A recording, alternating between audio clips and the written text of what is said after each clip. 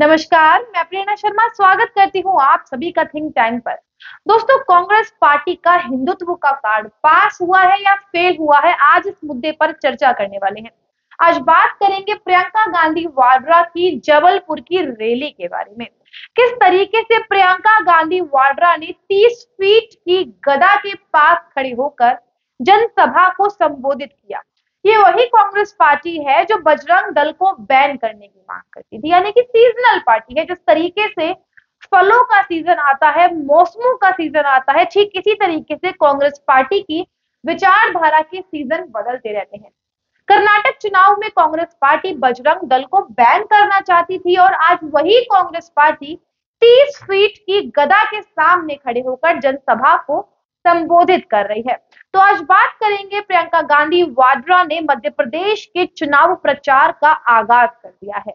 जबलपुर में रैली निकाली है और वहां पर जनता से 6 तरीके के वही वादे किए हैं जो कर्नाटक में कांग्रेस पार्टी करके आई थी।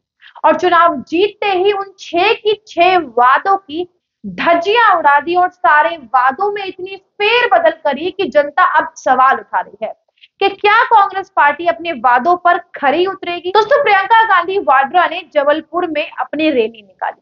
उस रैली में 6 तरीके के वादे किए, जिसमें पहला वादा फ्री बिजली का था। 100 यूनिट बिजली फ्री और 200 यूनिट आने पर आधा भुगतान माफ कर दिया जाएगा। दूसरा वादा था महिलाओं को 1500 रुपए पेंशन दिया जाएगा हर महीने।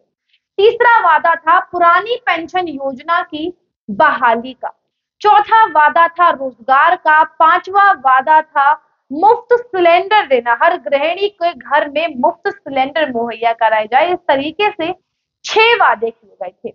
लेकिन अब जनता सवाल उठा रही है, जिस तरीके से कांग्रेस पार्टी ने कर्नाटक में वादे किए थे, लेकिन जैसे ही सरकार बनी वैसे ही उन सभी वादों में इतना फेरबदल किया गया, इतना फेरबदल किया गया जिसकी कोई सीमा नहीं होती है। और वहीं दूसरी तरफ जबलपुर में देखने को मिला कांग्रेस पार्टी का हिंदुत्व का कार्ड।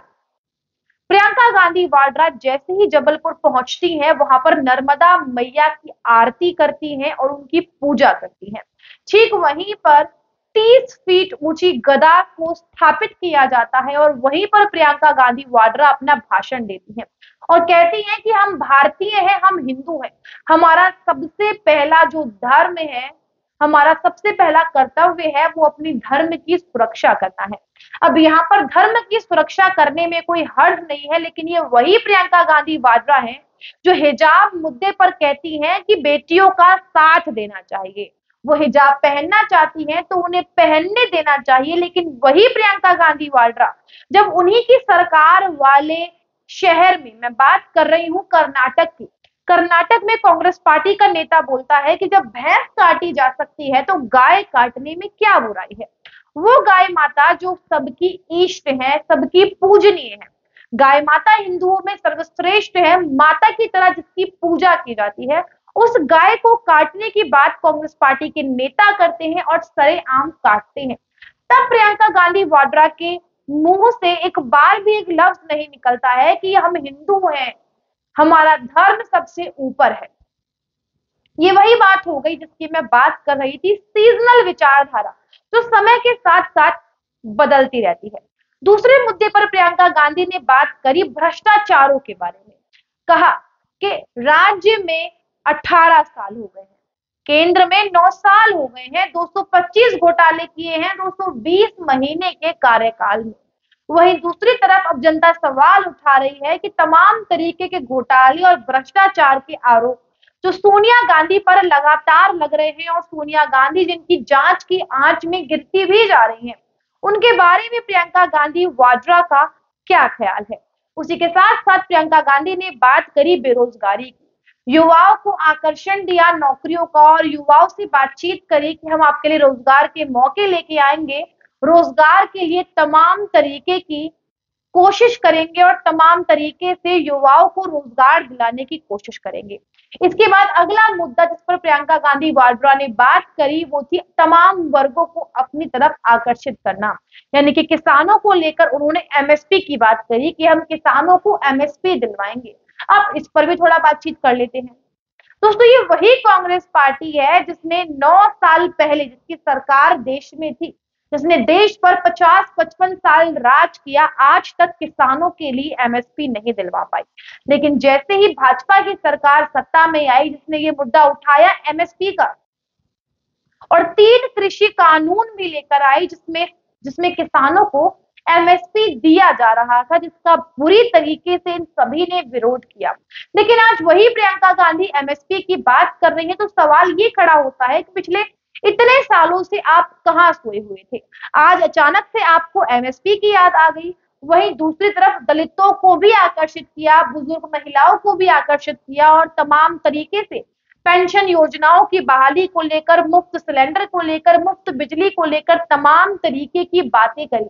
ठीक उसी के साथ-साथ प्रियंका गांधी वाड्रा ने भाजपा और शिवराज सिंह की सरकार पर भी निशाना साधा और कहा कि पिछले बार हमारी सरकार बनी थी, लेकिन बीजेपी ने फूट डालकर और तमाम तरीके की मशक्कत कर कर हमारी सरकार को गिरा दिया। लेकिन इस बार हम ऐसा नहीं होने देंगे। प्रियंका गांधी वाड्रा ने कहा कि पिछले 18 सालों से आप इतनी सारी चीजें सह रहे हैं। आज तक बेरोजगार और भ्रष्टाचार को लेकर आपके लिए कोई फैसले नहीं लिए गए हैं, लेकिन यदि आज भी आपकी आंखें नहीं खुली हैं तो आप कुछ भी नहीं कर पाएंगे। अब मेरे दर्शकों से मेरा सवाल है दोस्तों, जिस राज्य में पिछले 18 साल से बीजेपी की सरकार बन रही हो, तो उसको आप क्या कहना चाहेंगे? क्या वहां पर जनता बीजेपी को पसंद नहीं कर रही है? ऐसा हो ही नहीं सकता, क्योंकि जिस राज्य में पिछले 18 सालों से बीजेपी की सरकार बन रही है, तो वहां पर कुछ ना कुछ तो ऐसा हो रहा होगा जिससे सरकार और जनता के बीच में सामंजस्य बैठा हुआ है। और अब कांग्रेस पार्टी का वो भी भूल दूर हो गई होगी जिस भूल के तहत कांग्रेस पार्टी ये कहा करती थी कि ईवीएम मशीन में कुछ खराबी है, क्योंकि अब तो कांग्रेस पार्टी चुनाव भी जीत रही है, कर्नाटक में चुनाव जीती है, हिमाचल में चुनाव जीती है, राजस्थान में सरकार बनी हुई है। तो ऐसे में ये कहना गलत नहीं होगा कि जो ईवीएम पर कांग्रेस पार्टी सवाल उठाती थी वो सारे सवाल बेबुनियाद थे। हालांकि प्रियंका गांधी वाड्रा की इस जबलपुर की रैली के दिए गए भाषण के बारे में, उन 6 वादों के बारे में और जो हिंदुत्व का कार्ड खेला गया है वो पास हुआ है या फेल हुआ है, उस पर आप अपनी क्या राय रखते हैं हमें कमेंट करके अवश्य बताइएगा। रिपोर्ट अच्छी लगी हो तो, पसंद आई हो तो कमेंट करें, लाइक करें, शेयर करें और यदि आप चैनल पे पहली बार आए हैं तो इसे सब्सक्राइब करना बिल्कुल भी ना भूलें। नमस्कार।